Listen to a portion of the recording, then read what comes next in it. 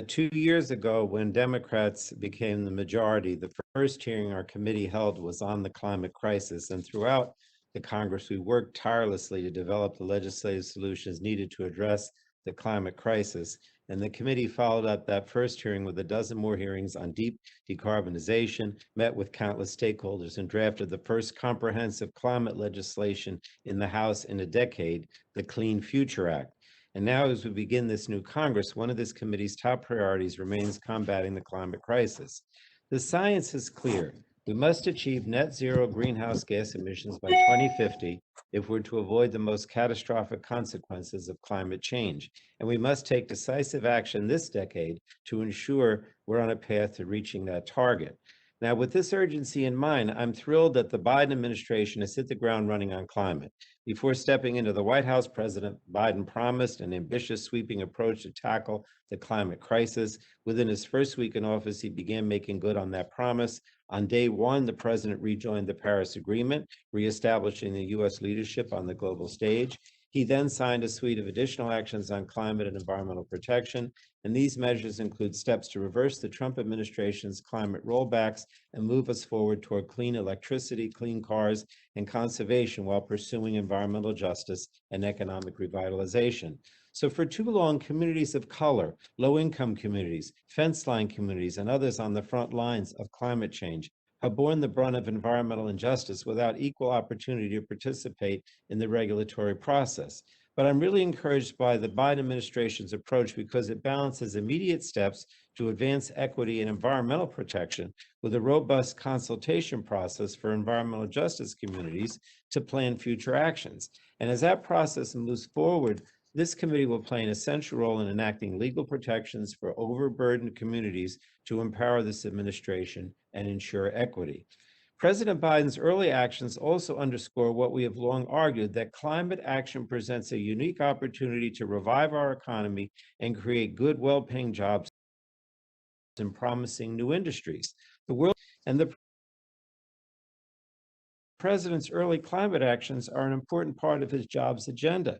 President Biden is working to ensure that as we build back better, we create opportunities for all Americans.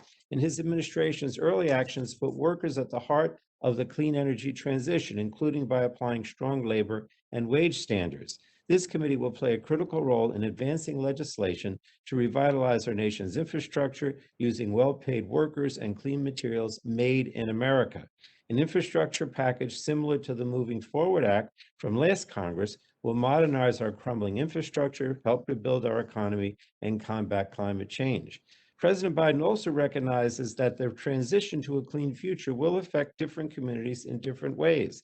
That's why he established an interagency working group focused on creating economic opportunities for communities impacted by the shift away from fossil fuels. And again, this committee will play an important role in fostering economic revitalization for communities undergoing these energy transitions. So taken together, Chairman Tonko, the president's early actions to address the climate crisis are a welcome change from the previous administration. It's a new day for climate and environmental action in the U.S., and this committee, as I said, is ready to lead. Today's witnesses will highlight the significance of President Biden's climate actions, but they'll also highlight the role that Congress and this committee will have to play.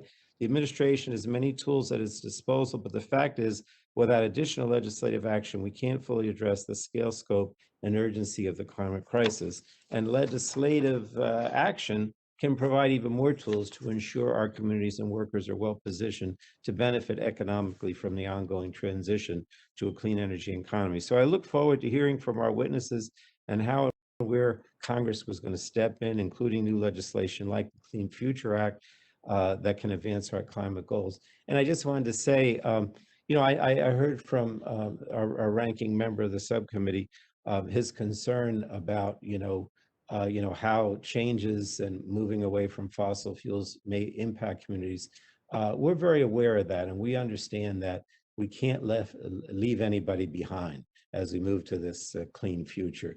And I just want to assure you that I and Paul and all of us are very cognizant of the fact that if a community is impacted by the changes, we want to make sure that they share in those changes and that they have a good job and they're not left behind. So thank you again, Mr. Chairman.